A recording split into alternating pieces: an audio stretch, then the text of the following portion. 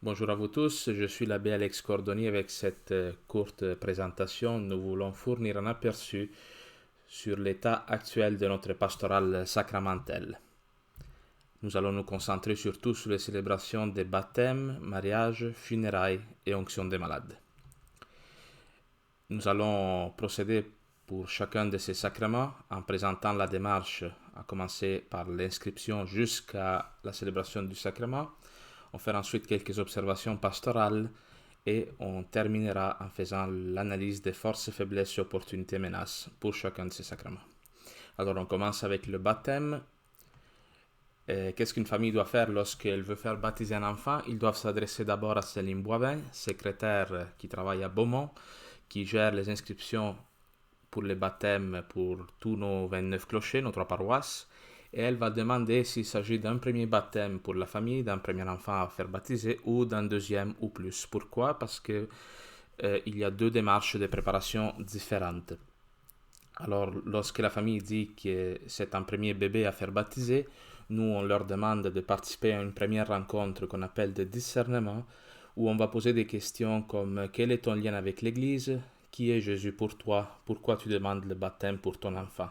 Il s'agit vraiment d'une rencontre qui est faite en dialogue où nous, on essaye d'aider les familles à se situer par rapport à leur propre foi et à leur faire prendre conscience de ce qu'ils croient ou ce qu'ils ne croient pas et pouvoir faire un choix conséquent avec leurs croyances.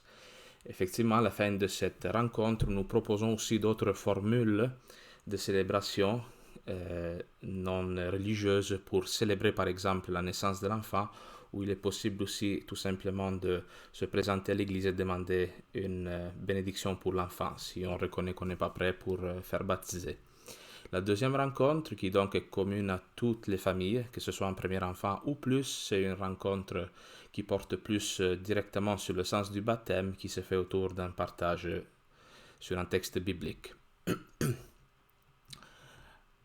Alors, il y a deux formules de célébration pour le baptême. Les familles peuvent choisir de faire un baptême communautaire qui se fait par groupe de entre 2 et 4 familles. Cela a lieu généralement le dimanche après-midi. Et c'est un baptême qui est gratuit, aucun frais n'est demandé. Si la famille choisit de vivre un baptême privé, c'est-à-dire seulement pour leur famille, ils sont responsables de trouver un prêtre et de payer les frais liés à la célébration du baptême, qui sont autour de $100. Avant le début de la COVID-19, nous avions choisi de commencer à proposer des baptêmes qui auraient lieu pendant les célébrations de la messe du dimanche, mais cela a été impossible à cause des circonstances. Voici quelques remarques pastorales. Alors, on donne quelques statistiques.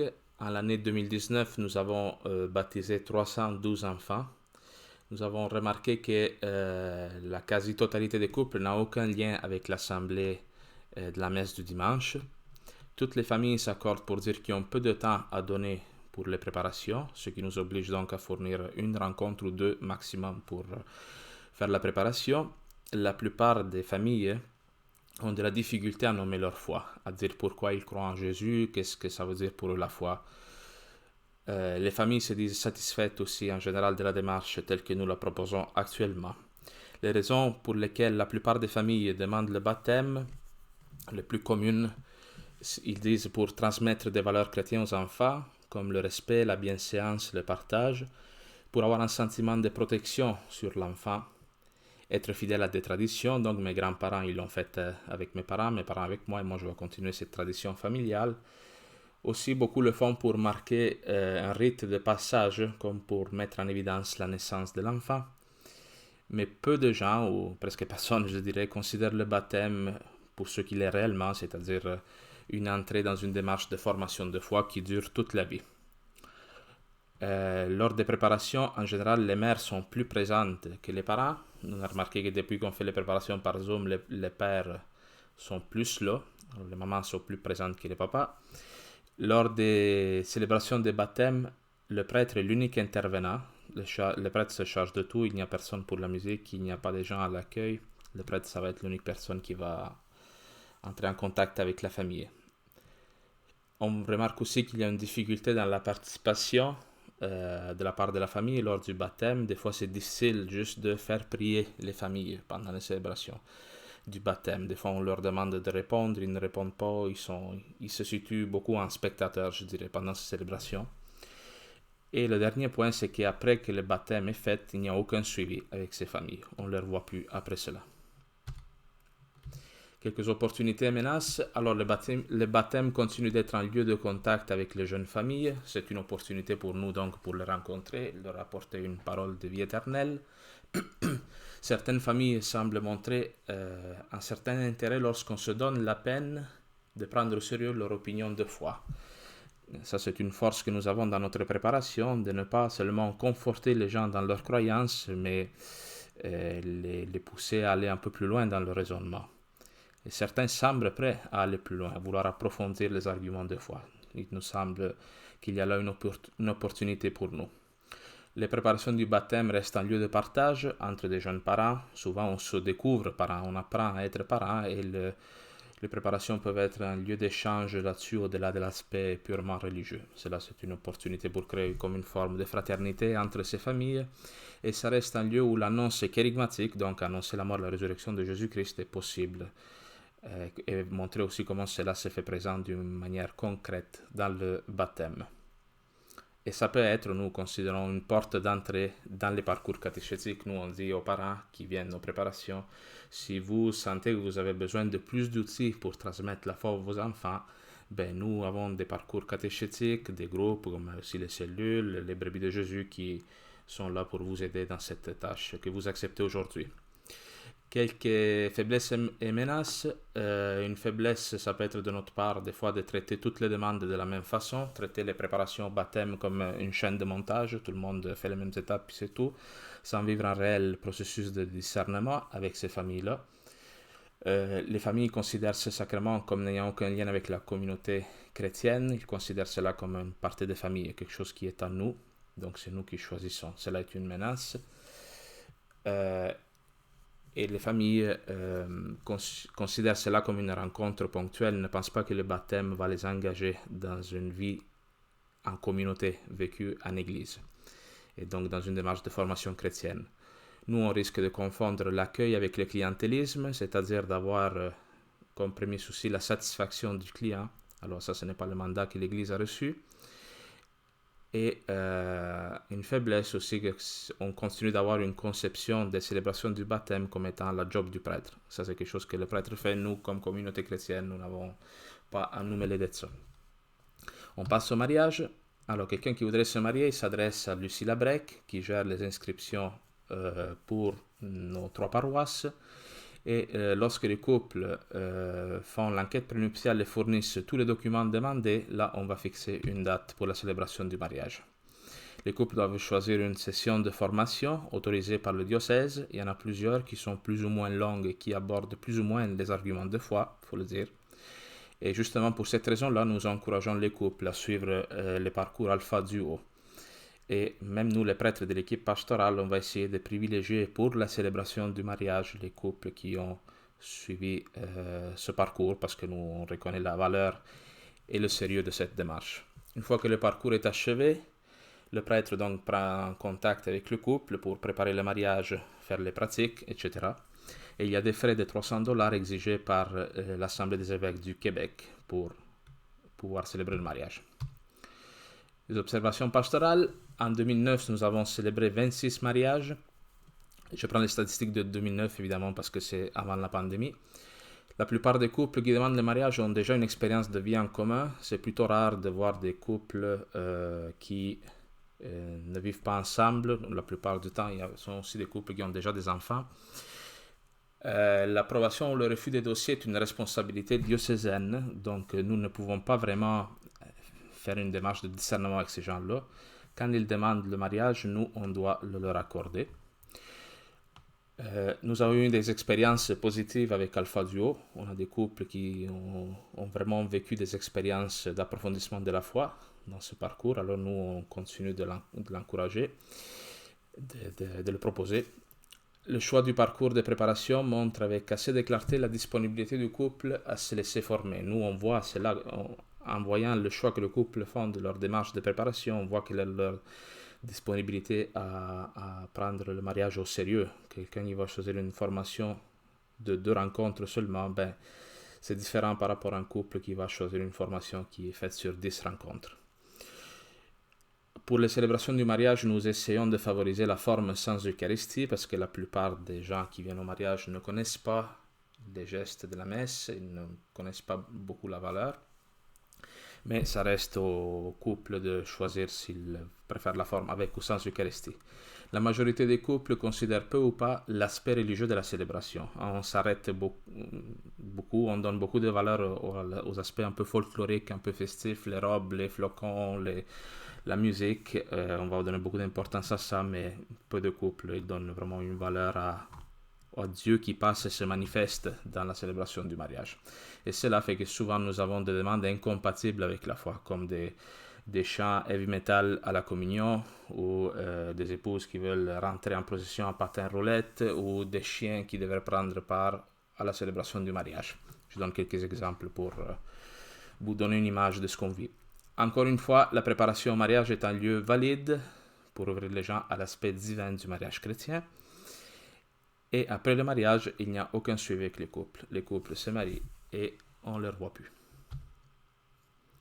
Quelques opportunités et menaces. La préparation au mariage et toute la démarche, ça continue d'être un lieu de partage, d'échange entre les couples. Cela est une force parce qu'encore une fois, il y a une opportunité pour créer une communauté chrétienne. On voit qu'il y a une opportunité aussi d'établir un parrainage avec ces couples. S'il y a des couples plus âgés qui appartiennent à la paroisse, qui donnent les formations, ils peuvent être vraiment considérés comme des points de repère pour ces couples-là. Lorsque les couples vivent des expériences signifiantes lors de la préparation, ils vont en parler à leurs amis. Ça, c'est une opportunité parce que l'évangélisation se fait beaucoup par du bouche à oreille. Et une préparation, une célébration significative au nom de la foi peut être le début d'une relation personnelle, donc entre le couple et le célébrant. Ça revient un peu à ce que je disais par rapport au parrainage. Faiblesse et menace.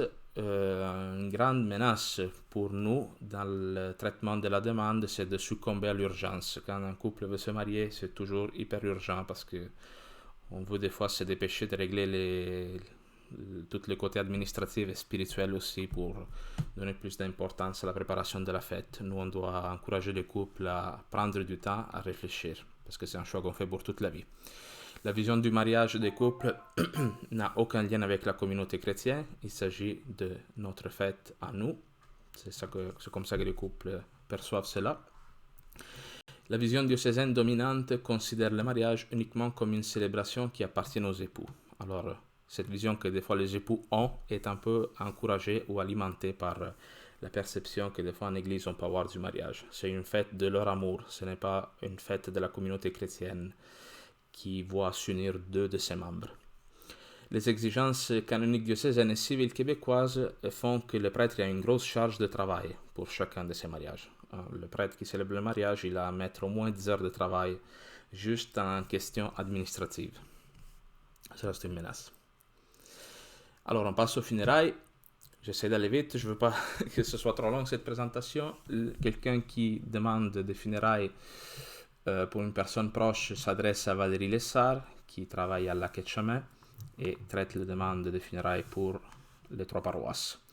Valérie Lessard va vérifier la disponibilité des prêtres et leur confie la funéraille. Le prêtre va prendre contact avec la famille, personnellement ou par téléphone, en cas de Covid, pour donc la rencontrer la famille, connaître un peu plus les détails de la vie de la personne décédée, ajuster la liturgie un peu aux circonstances, aussi aux passions, au goût de la personne qui est décédée. Et on essaye d'apporter une parole de consolation aux proches du défunt. Les célébrations des funérailles ont lieu généralement le samedi, ça peut être le vendredi aussi, et il y a $300 comme frais exigés par l'Assemblée des évêques catholiques du Québec. Observation pastorale. En 2019, nous avons célébré 289 funérailles. Les célébrations de funérailles occupent une grosse partie du temps du prêtre de l'équipe, parce que comme je viens de le dire, pour chacun de ces funérailles-là, le prêtre il doit rencontrer la famille, préparer les cahiers de célébration et célébrer la funéraille, ce qui implique aussi une certaine charge émotive, vous le comprenez bien. De plus en plus de familles optent pour des funérailles sans Eucharistie lorsque c'est offert. Nous, on n'encourage pas l'une ou l'autre des formules, mais on essaie de faire prendre conscience aux familles que si leur lien avec l'Église n'existe pas, des fois une célébration sans Eucharistie, ça peut être plus opportune pour eux. Dans nos territoires, donc dans le territoire de Béchas-et-Chemin, les funérailles à l'église sont encore le premier choix des familles. On considère qu'un décès sur deux passe par nos paroisses. La situation en ville est un peu différente, où on estime que c'est seulement entre 5 et 10% des funérailles qui sont vécues à l'église. Nous nous appuyons beaucoup sur les prêtres collaborateurs qui nous donnent une aide importante pour pouvoir célébrer toutes ces funérailles. La paroisse Sainte-Catherine et Caquita présente une situation d'urgence parce qu'il n'y a pas de prêtres collaborateurs dans ce secteur pastoral. C'est seulement les 3 prêtres de l'équipe qui doivent célébrer tous les funérailles là-bas, dans cette paroisse. Et il y a beaucoup de funérailles. Il y en a plus que dans Saint-Benoît et Sacré-Cœur. Plusieurs familles considèrent la funéraille comme un hommage à rendre aux défunts, plus que comme une célébration pour les aider eux-mêmes à bien vivre le deuil. Et on remarque que la plupart du temps, c'est difficile d'inviter les gens à avoir une attitude priante lors des célébrations. Encore une fois, comme c'est le cas pour les baptêmes, les gens vont se situer beaucoup plus en spectateurs. On remarque aussi que les familles qui vivent des funérailles, des circonstances de deuil plus dramatiques, se montrent plus ouvertes à l'annonce de l'Évangile. Des opportunités menacent.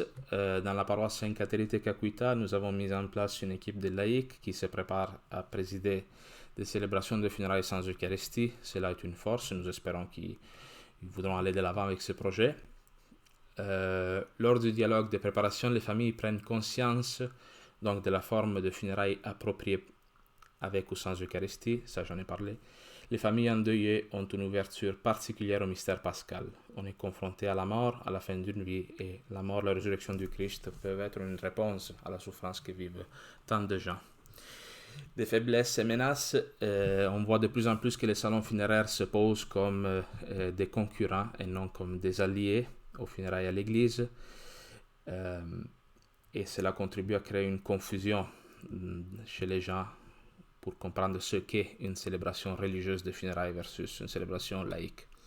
La plupart du temps, le lien avec la communauté chrétienne est inexistant. Quelques considérations ultra rapides sur les onctions des malades. Raymond Poulain est le répondant pour les demandes qui sont faites pour l'onction des malades. Nous avons contacté les CHSLD en leur disant de nous avertir à l'avance parce que des fois on n'a pas le temps de se rendre à cause des grandes distances. On remarque que la plupart du temps, les malades ils sont pas conscients quand ils reçoivent l'onction des malades. Voilà quelques remarques ultra rapides. Quelques considérations finales pour faire un petit wrap-up de tout ce qui vient d'être dit. Toutes les demandes sont bonnes, mais pas toutes les façons de traiter les demandes sont bonnes. Nous essayons vraiment de discerner avec chacune de ces demandes-là qui nous sont faites et aider la famille à aller plus loin dans leur foi et surtout à assumer leur choix. Nous ne sommes pas ici pour juger personne. Les demandes qui nous arrivent, nous les accueillons, mais pour nous, comme je l'ai dit déjà à quelques reprises, l'accueil, ce n'est pas le clientélisme. Nous, on est là pour annoncer l'évangile, pas pour faire des clients satisfaits. Le but de notre travail, c'est à la fin de relier les demandes de sacrements qui nous sont faites à un parcours de formation plus large, parce qu'ultimement, les sacrements et l'initiation chrétienne, ils devraient s'inscrire dans une formation qui dure toute la vie, et pas seulement comme des demandes ponctuelles. Dernière considération, traiter les gens qui demandent les sacrements comme des clients est un cul-de-sac. Pourquoi? Parce que les clients en veulent toujours plus pour moins, donc on n'encourage pas une dynamique d'engagement et de formation de foi. Et la dynamique des clients n'implique pas, justement, comme je viens de le dire, l'engagement de soi. Bien, alors avec cela, je termine. Maintenant, on peut prendre un temps d'échange là-dessus. Quelles pistes d'avenir vous voyez? Comment on peut aussi englober la communauté chrétienne dans toutes ces demandes de sacrement. Bon échange.